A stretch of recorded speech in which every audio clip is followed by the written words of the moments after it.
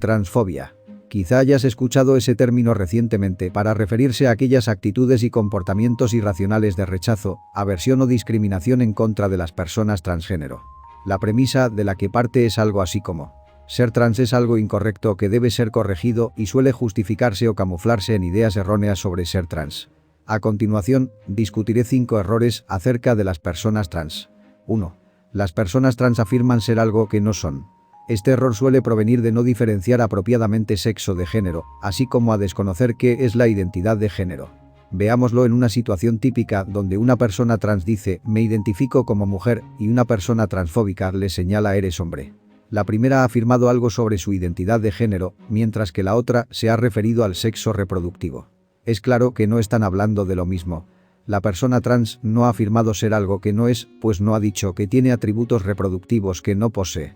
Por el contrario, está informando sobre lo que es en relación a lo psicológico y lo social, ya que se ha referido a la mujer en tanto género, a partir de las características que culturalmente se le atribuyen y con las cuales se identifica. De modo que las personas trans afirman algo cierto en relación a su identidad de género. 2. Las identidades trans son trastornos mentales. En los manuales de clasificación y diagnóstico de trastornos mentales actualizados, las identidades trans no figuran como patologías, principalmente porque no coinciden con los criterios psicopatológicos básicos comunes a los trastornos y coherentes con la noción de salud, ya que no generan por sí solas malestar clínicamente significativo, disfuncionalidad en distintas áreas de la vida, ni riesgos para uno mismo o los demás. Por eso las identidades trans no son consideradas trastornos hoy en día. Quizá en este punto algunos señalen algo como: 3. Las personas trans sufren de disforia de género. Pero lo cierto es que no toda persona trans tiene disforia de género. La confusión suele provenir de no conocer el significado de disforia, que designa un estado de malestar emocional. Algunos señalan que es lo opuesto a euforia y no se refiere exclusivamente al género.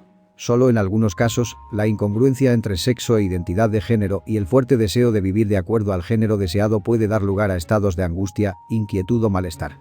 Las condiciones desfavorables del ambiente pueden exacerbar dicho malestar cuando hay falta de aceptación o impedimentos para la expresión de género deseada. Otro punto a considerar es que en muchos lugares se exige un diagnóstico de disforia de género para acceder a tratamientos de reasignación gratuitos, lo que a veces lleva a aceptar una patologización innecesaria.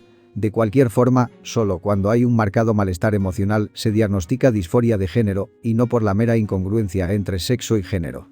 Por eso no toda persona trans presenta disforia de género. 4. Las personas trans pretenden imponer sus fantasías al exigir que usemos sus nombres nuevos y pronombres. Como se dijo en el primer punto, no son fantasías, sino la identidad de género. El uso de nombres y pronombres tiene que ver con respetar aspectos centrales de la individualidad de las personas trans referidos a lo psicológico y lo social. No reconocer esa identidad es reducirlas a sus gametos reproductivos, ignorando lo que en verdad las define en otros sentidos, como si toda la vida girase en torno a producir óvulos o espermatozoides, además de tener repercusiones en lo social. En muchos casos, la falta de reconocimiento de la identidad de género se utiliza para molestar intencionalmente a las personas trans solo por considerarlas equivocadas o enfermas por ignorancia o prejuicios. Así que no se busca imponer fantasías, sino velar por que se respeten aspectos importantes de la identidad de las personas trans. 5. La biología no respalda las identidades trans.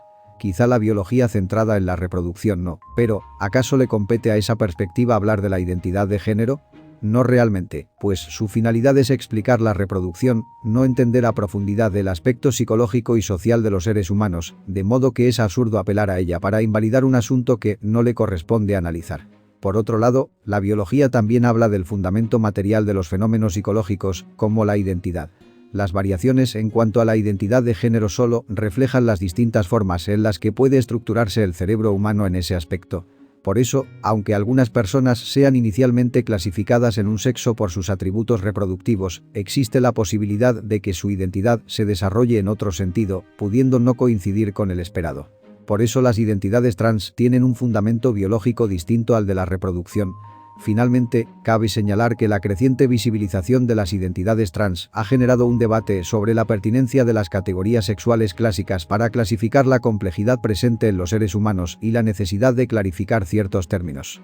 Más allá de la postura que uno tenga sobre ese asunto, es claro que la transfobia suele provenir de desconocer la complejidad real presente en los seres humanos, así como a prejuicios acerca de algunas diferencias. Solo analizando objetivamente lo que por mucho tiempo fue relegado injustificadamente al ámbito de lo incorrecto o patológico se podrán extraer conclusiones razonables al respecto y superar una injustificada discriminación.